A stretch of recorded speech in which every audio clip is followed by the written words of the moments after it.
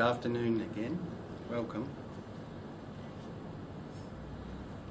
Last week we were talking about metta bhavana, or the development of loving kindness.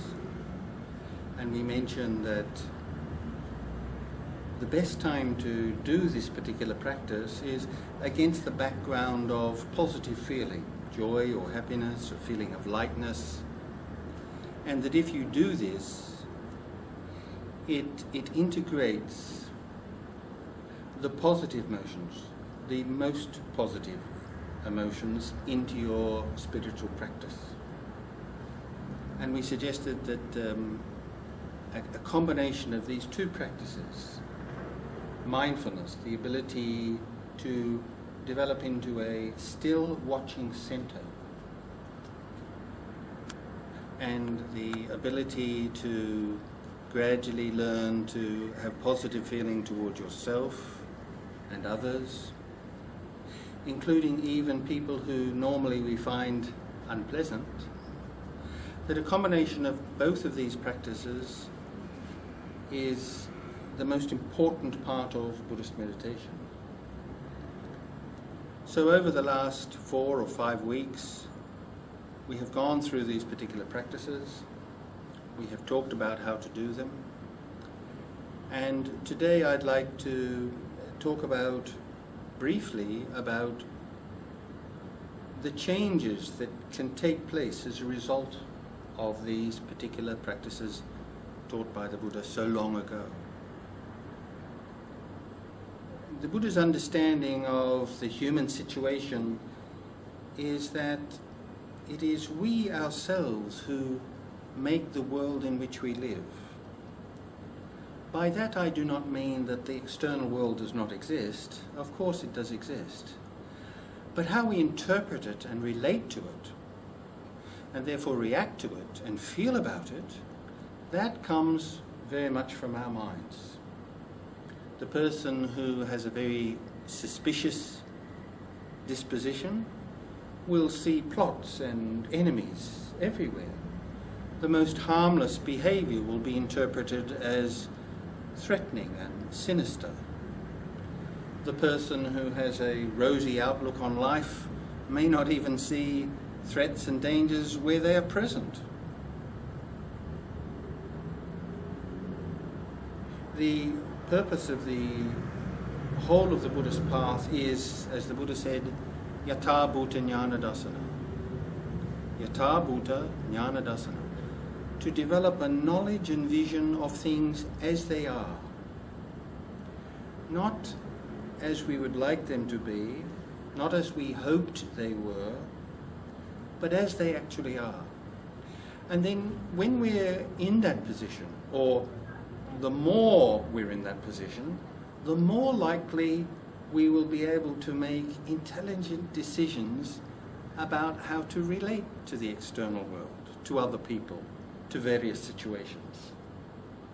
As it is, so often we relate in irrational, unhelpful, unskillful ways. One example would be that a person finds that they have little opportunities in life. So they take drugs, or they indulge in alcohol. In a sense, one can understand out of frustration and why a person does that, but it is simply not a rational way of dealing with a difficult situation. In other cases, people have opportunities, but they are so impatient for them that they spoil them and prevent them from coming into a reality. The purpose of Buddhist mind training is yatha bhuta jnana dassana, to have a knowledge and vision of things as they really are, so that we can make more intelligent choices about how to relate to other people and to situations that we confront in our life. So how do these two practices do that? So the first practice we've talked about is mindfulness or awareness. The ability to notice and be detached from various experiences that we have. primarily thoughts and emotions, but feelings also. If we're able to increasingly develop an awareness of these experiences as they arise, and have a gap between them, a space before we react, then we will relate to reality entirely differently. Within that space, we will have the possibility of choosing. And where there's that element of choice, there's the possibility of acting freely rather than reacting in a conditioned or even a determined manner. So, sometimes we find ourselves provoked. The provocation may be a sudden and dramatic one, or it may be somebody hassling us over a period of time, persistently over a period of time, so we gradually get angrier and angrier and angrier, and then we explode. Either way, this may not be the best way to relate to a situation. But often we have no choice. The anger arises before we even know it, and we've reacted to it, once again, before we even know it. The reaction may be conducive. It may be that we overdo it or we lose control, and later we regret it, perhaps even severely regret it. And when these things happen, we say things to ourselves like, I was not myself, or I was out of myself with anger. And in a sense, that's exactly what has happened. We are not ourselves.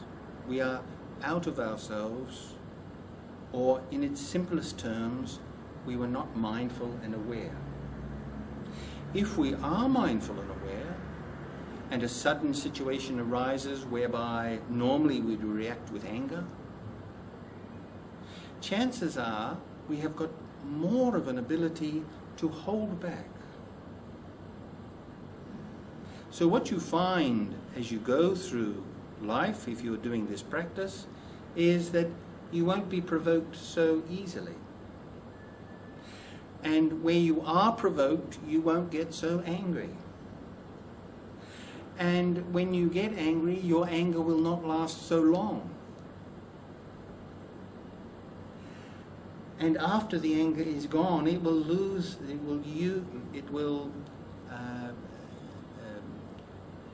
not leave as much angry residue. Now, of course, not all the situations in life that we encounter are negative ones like that. Sometimes positive ones create problems for us too. Temptations, the possibility of some extremely pleasant sensuous experience can sometimes lead us to make some very bad decisions, which we regret later. We end up hurting somebody or embarrassing ourselves. The same thing applies. If we can watch the experience of temptation, the possibility of some very strong sensual experience arising, and we can observe it, stand back and watch, so that there is that space there. There, within that space, is the possibility of cautious, careful decisions arising, consideration of the consequences of what we may be tempted about to do. And that may very well allow us to step back and make a more rational, a more skillful decision.